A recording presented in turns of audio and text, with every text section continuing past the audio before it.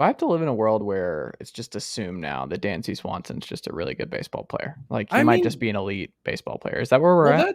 I think so. I mean, that's going to be a question that 30 GMs with the inclusion of Alex Anthopoulos are going to be trying to figure out this winter as to whether or not Dansby Swanson is actually good, which is going to be fun because he's going to be doing it at a time when he's going to have fellow shortstops Trey Turner and probably Carlos Correa and almost certainly Xander Bogaerts in the mix alongside him. But it's really getting hard to say he's not, isn't it? Like I know I wrote Swanson's player comment in the BP annual for 2021 after the 2020 season. And I noted that there were a few things about his 2020 profile, which admittedly tiny sample, that were not super. He had a 350 batting average on balls in play. He, was still struggling badly against non-fastballs, against breaking balls in particular. His defense was, always been assumed to be positive. I think it's fluctuated a bit over time, but and then I think we saw some measure of that play out in 2021 when he was basically a league average player despite hitting 27 home runs, in part because he just doesn't walk very much and strikes out a lot, and because his batting average on balls in play went from 350 to 297. That being said, his batting average on balls in play this season is 372. That's really high. That is probably not going to stick, in particular because Swanson's hard hit rate has gone up the last 3 seasons, but it's still just 44.8%. It's not a super high number. He's not a bad hitter, but the question I think becomes, what version of Dansby Swanson do you get if the BABIP luck isn't there, essentially? Because this is a dude who at least defensively grades up pretty well, who is not a super huge ground ball hitter. So this isn't someone who's like a Juan Pierre type who's like, legging out infield singles by the dozen or sneaking them through the 5.5 hole like Tony Gwynn used to do. I think the question becomes, especially given that, he's now, he's 28 years old. He'll be 29 before the start of next season. So whoever buys in on him is going to get presumably at least the downswing of his career eventually. Who is the true Dansby Swanson, and does that Dansby Swanson exist without a super high batting average on balls in play? I'm not sure. I genuinely don't know. Like when I text you the other night asking about him, like I don't think I've come to any kind of consensus on this other than he's not bad, And I think for a bit there was the worry that, Dansby Swanson is just not going to be good enough. No, Dansby Swanson is fine. It's just how good can he actually be, and what is that really based on at this point? Like what are the metrics where if you look at Dansby Swanson's 2022 beyond the batting average on balls in play, where you're like, ooh, I feel really good about Dansby Swanson going forward, in the future, Here's what happens, John. After keeping my guard up for so long on is this real for Dansby? What's going to happen is I'm going to let my guard down and just buy in and be like, he turned the corner. This is just who he is now. And then the Braves just give him the 5-year contract. And it just immediately next spring and into the summer, it's just back to the same old Dansby. The K machine is back. Just even the clutch stuff goes back out to the mean a little bit. There's 2 competing thoughts here too, and I wonder if you guys at Fangraphs are starting to monitor this. It's just that like something I'm concerned about, and I think a lot of folks in Braves country are starting to get a little concerned about, is that Ronald Acuna might be injury prone. Ronald Acuna might be a player who we're going to have to be a little bit nervous about every single year about having Ronald Acuna. I think I'm not quite there to just hit the panic button on just his body and just whether or not he can hold up for 162 games year over year during his prime.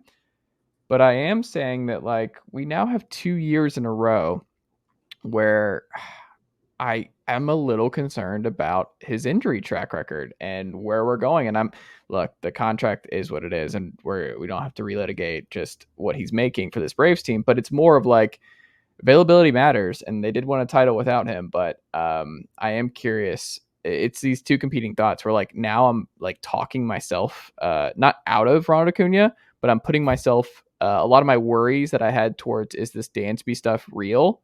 I'm now pushing that over because I'm like, Dansby's fine and this is legit, to, okay, can we put Ronald Acuna in a glass container until October every year, because maybe we'll be able to win enough to make the playoffs, and then we can unleash Ronald Acuna come playoff time. But I am starting to get there. Does that make sense? I think I understand where you're coming from. I mean, part of the question for Atlanta with regards to Swanson is, like you said, it's going to be the availability of the guys around him, and Mm, it's going to be the fact that, like you said, Acuna has had a season where he has struggled to stay healthy. Part of that, I assume, is just the recovery from the torn ACL from last year, and those things are never just a straight line of recovery. You know, that thing is it can be a difficult path. Part mm, of that is just how much money they've outlaid to start locking up the younger pieces of their core. Obviously, the big money they gave to Matt Olson, the money they gave to Austin Riley, the money they've now given to Michael Harris, the money they've already given, albeit puny, to Ozzy Albies, the money that Max Fried is almost certainly going to be in line to get sooner rather than later if the Braves do in fact want to extend him. You know, it does raise a question of, well, how much more did the Braves have to spend, and you know, where do they want to choose to spend it? mm. Part of that too is, do they see Vaughn Grissom as someone who can be the instant replacement for Swanson at shortstop? I think they think he's their left fielder of the future. I Okay. think he's going to be in left field. I think next year the plan is like the full off season of him working out and just focusing solely on being the Braves' everyday left fielder. Would be my So guess. if that's the case, then you know, you look at their prospect chart, and you know, they have Braden Shoemake in Mm, AAA, but he has not performed particularly well. I don't think that's a guy that the Braves just want to throw out there as their opening mm, day starter unless they don't really have another option. right. Their better shortstop prospect down in the minor leagues, Geraldo Quintero, is only at advanced A ball. He only just Mm, signed out of Venezuela back in 2018. You're talking about a kid who's just shy of 21 years old. And while the Braves have certainly been aggressive with guys like Grissom and Harris, I got to imagine a kid who's going to finish the season probably not even in Double A is someone that they want to at least give a little bit of time to next season. mm, Which then turns into a question: well, if it's not going to be Swanson, and if it's not going to be Swanson, then you can pretty definitively write off Turner and Correa and Bogarts, because they're going to be as expensive, and in the case of Turner and probably Correa more so. Then who yeah, is it no, if going they're to be? not dipping their toes into a long term contract for Dansby, they're not paying it to somebody else. That's not happening. Yeah. So where do they go from there? And I'm starting to wonder. It's like, if part of the issue is in their mind, like, well, what do we do about Acuna going forward? He's kind of injury prone. Don't you want to have that more regular? Don't you want to have that bat that you at least feel like you can trust to a certain degree? Mm, I mean, look, the Braves have some not necessarily issues coming up, but they definitely have some questions they need to figure out. And some of that is going to be, you know, they're gonna have some money freed up that Kenley Jansen is going to walk. They're going to turn down presumably their player option or their team option on Charlie Morton, who I assume is either going to retire or more likely than he's just going to retire.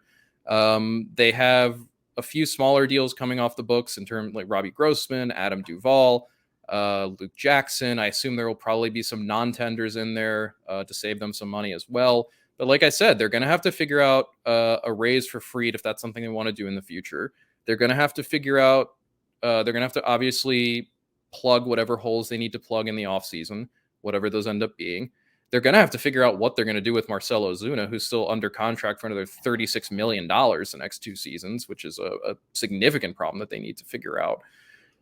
I would be surprised. I mean, look, I think we both thought Freddie Freeman was going to come back to Atlanta next year or last offseason at some point. So I'm not going to say I'd be surprised if the Braves let Swanson walk. If they let Freddie Freeman walk, they'll let anybody walk.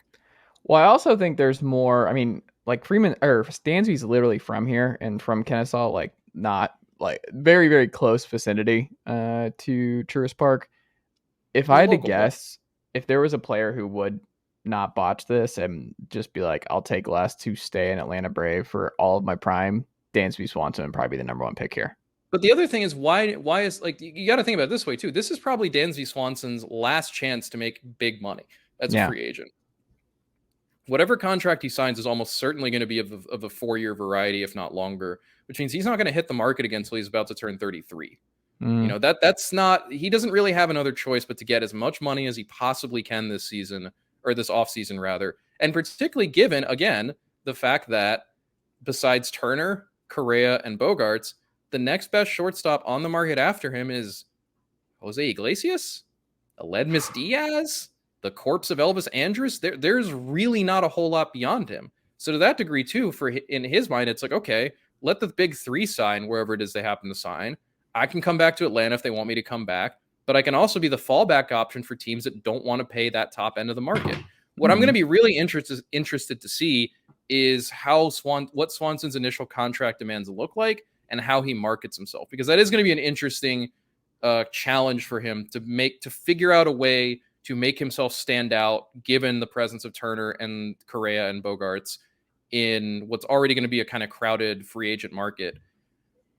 I think there's a good chance he stays at this point.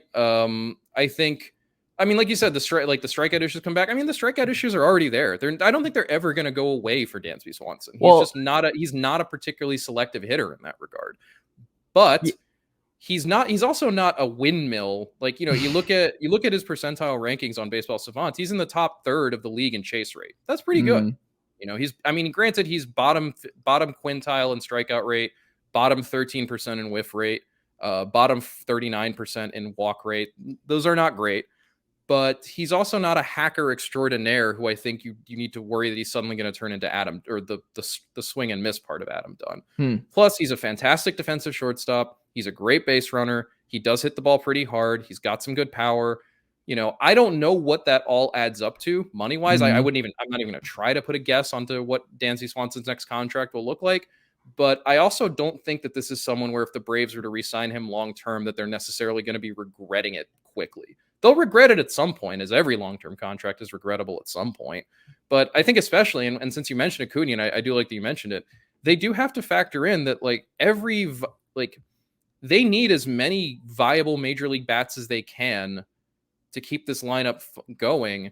Because if Acuna does end up being a guy where you cannot necessarily count on him to play 150 plus games a season because he does, maybe he is injury prone in that regard, you're going to want as many above average hitters around him as possible. And, it's a good thing they have Ozuna, or they have Olsen, they have Albies, they have Riley, all three of those guys locked up still long-term for quite some time. But beyond that, they're really relying on what they can scrape out of the free agent market and what they can unearth from the minor leagues. I like the idea of Swanson just being kind of the last piece of that to lock in place. Be like, okay, we're ready to go with what we have. And that also just means we don't have to settle for a bottom tier shortstop option. Which is the other part of it too. Like, this Atlanta team is going to be a championship contender next year, no question. Maybe Tim Anderson, maybe the White Sox decline his option and he becomes free agent. Well, I guess that's the only other thing is, we all thought, man. We all thought Freeman, or at least I strongly assumed Freeman was going to come back, because I figured, what's the other option if it's not Matt Olson? And it turns out the Braves' other option was Matt Olson. So I guess the other side of that would be, well, if it's not Dansby Swanson and it's not one of the three better guys, depending on how you define that, of who are going to be available in free agency otherwise, is there a Matt Olson equivalent somewhere in baseball, a young, cost-controlled shortstop, maybe, just about to enter the prime of his career, who the Braves can identify and trade for? I don't know. I'd have to do a little bit of digging around, but I think that's going to be the main fulcrum on which this swings. If Alex Anthopoulos can kind of pull a second move like that and find another Matt Olson to avoid having to pay, avoid having to give Dansby Swanson $120 million or more, whatever it happens to be, for his age, 29 and beyond seasons. Because I ultimately don't think the Braves want to do that. I just don't know that they have a better option, unless they do want to try Vaughn Grissom at shortstop. But from what you've said and from what I've read from various scouting reports, that does not really seem like what is going to happen. Yeah, I would be pretty surprised. I will say, shout out to Alex Anthopoulos for trading Jesse Chavez and Tucker Davidson for Jesse Chavez and Raisel Iglesias. Yeah, does Jesse Chavez, has he been on any team that isn't the Rangers, Braves, Cubs, or Angels in the last 6 years? I mean, he's been on the Braves twice this year, sir. Yeah, his real estate agent in Atlanta must just be cackling, be like, welcome back, man. Mm-hmm. Okay, he didn't sell. I swear to God, here is Jesse Chavez since 2017. Mm-hmm. Angels, Rangers, Cubs, Rangers, Braves, Cubs, Braves, Angels, Braves. That's incredible. He has been on 4 teams the last 5 seasons. But it's more than that. Like, he's bounced around a bunch. He's played for iterations. Well, and here's his transaction thing is absolutely is hilarious. Okay, signed with the Rangers ahead of the 2018 season. Was traded to Chicago midway through that season. Mm-hmm. Re-entered free agency, signed again with the Rangers, spent 2019 and 2020 with Texas, went back into free agency again, signed with the Angels in February 2021, was released a month later, signed with the Braves a month after that, spent the 2021 season with Atlanta, signed a free agent deal with the Cubs before the start of this season, got traded by the Cubs to Atlanta a month after that, got traded to the Braves to back to Los Angeles in August, and is now going to go back to Atlanta from Los Angeles. This is so funny to me. This dude has not been anywhere else since the start of 2016, because that's when he initially signed with the Angels. He's just been perpetually on the Angels, Braves, Rangers, and Cubs for the last 6 years. I mean, this is amazing. I'm all here for it because the man knows how to pitch when he's in a Braves uniform. So we are a pro Jesse Chavez account here on the Chase Thomas podcast. No, I'm all for it. Like, this dude is unkillable. Yes. This career is very, very the Nelson Cruz of pitching. Yes, and the Nelson Cruz of, man, he must know Hartfield Jackson like the back of his hand. Goodness.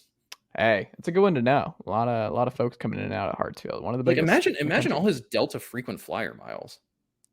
I mean, it's got to be good. Maybe I need to be good friends with him. Travel more like Jesse. Get you those upgrades to Delta Elite or whatever it's called. I believe you. I don't fly as much these days, John. It seems like everyone just has a horror story right now with flying lately, where it's like no one has like a clean flight, where one gets delayed or something happens. Like there's nothing fun or good about flying at this point. Like, right. I took a trip with my girlfriend to northern Michigan last week, and the flights there and back from New York were perfectly fine. Nothing bad happened. There's flights left and landed on time. We got the little Biscoff cookies, which I love deeply. Those are good. Those are great. You can buy those in supermarkets. I did not know that. That was a big day for my future diabetic status. Was finding out that you could get those in grocery stores.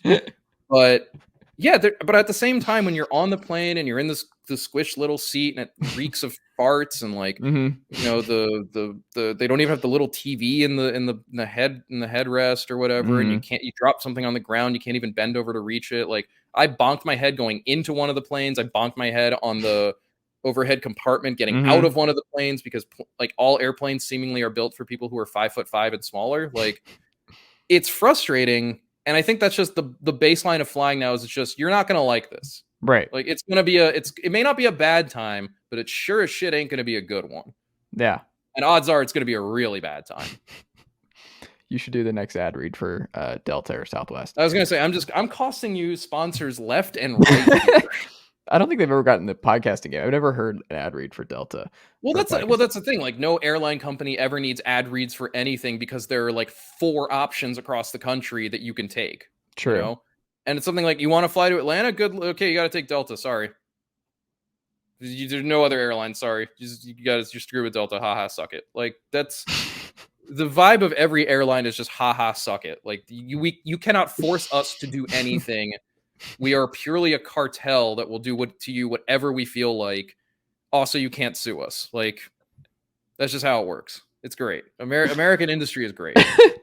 I don't know if flying's any better anywhere else. It's just, flying is miserable everywhere. Like, I don't think that it's not like those cheap European airlines are any better. The ones that charge like $15 for a ticket, and you're like, airline travel shouldn't be that cheap. Like, that is, yeah, you don't trust it. That's too little money. It's like I know someone who got LASIK on a discount, and I just what are you paying? Are you paying by the eye? Is your right eye on installment plan or something? Like, well, don't know. There are just some things I'm not.